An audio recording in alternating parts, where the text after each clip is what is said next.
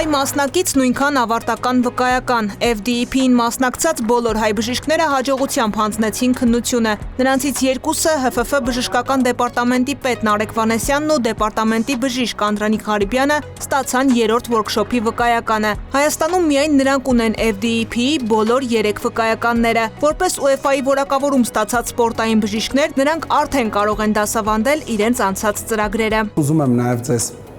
մի մաթեմատիկական մոտավոր հաշվարկով օրինակ բերեմ, որ մոտավորապես 18 տարի առաջ ընկավ մեր դեպարտամենտը միաժամանակ 8 մասնակցի մասնակցելու պարագայում, որովհետև մենք իրավունք ունենք յուրաքանչյուր տարի 1 մասնակից ունենալ, 1 մասնակիցը պետք է 3 անգամ գնար, փաստացի մենք ունենք 6 մասնակից արդեն մեկական մասնակցության առկայությամբ եւ հետագայում շատ հեշտ է լինելու նրանցից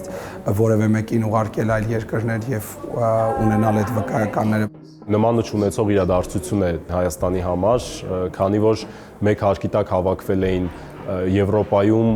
լավագույն ֆուտբոլային եւ սպորտային բժիշկները։ Սա երկրորդ աշխատաժողովն էր, որը կենտրոնացված է հիմնականում վնասվածքների, դրանց բուժման, կանխարգելման, հետագա վերականգնման վրա։ Մեծ ցանկությամբ այդ ամբողջը կկիրառենք մեր երկրի, մեր ֆուտբոլի, մեր ազգային հավաքականների համար։ Հայաստանի մյուս ներկայացուցիչները ստացան առաջին վկայականը։ Նրանք եւս կարող են դասավանդել, բայց միայն FDEP-ի այս ծրագիրը։ Ավելի կարևոր էր ինձ թվում է այդ ուսուցանել ուսուցանողին ծրագրի գաղափարը, որ շատ հետաքրքիր էր։ Տարբեր մասնագետների, բժիշկների, շատ ավելի փորձառու մասնակիցների առաջ հանդես գալ ինչ-որ ելույթով բավականին ծանր էր թվում, բայց համել միևնույն ժամանակ շատ ճիշտ գրագետ էր կազմակերպված այս ամեն ինչը, իրենք անում էին ամեն ինչ, որ դու քեզ զգաս ազատ, չկաշկանդվես։ Շնորհակալություն ՖԴԵՊ ծրագրին արժեքավոր գիտելիքների պրակտիկ մոտեցման եւ մասնագիտական աճի հնարավորության համար։ Այս ծրագիրը օգնում է ավելի լավ պաշտպանել խաղացողներին, խաղացողների առողջությունը ու ճիշտ որոշումներ կայացնել դաշտում դրանից դուրս։ Մասնակցել եմ մեր անցած տարվա միջոցառմանը, որտեղ քննություն չէինք հանձնում։ Այս տարի մի քիչ ավելի բարդ էր նրանով, որ ունեինք քննություն հանձնել, որը անգլերեն լեզվով էր եւ անգլերեն լեզվով ներկայացնելը պրոֆեսիոնալ անձնակազմի առաջ բավական պատասխանատու մոտեցում էր։ Վնասվածքների առաջացման պատճառներ եւ վիճակագրություն, համաճարակաբանություն, էթիոլոգիա, պաթոգենեզ, հիվանդանոցային եւ արտահիվանդանոցային բուժում։ Մասնակիցները բաժանվում էին 3 խմբի եւ մանրամասն քննարկում այս թեմաները։ Հաջորդում էին գործնական դասերը։ Անձամբ ես կենտրոնացել էի հոդի վնասվածքի վրա։ Այն բավականին լուրջ է եւ մարդիկ հաճախ չեն գիտակցում դրա հետևանքները։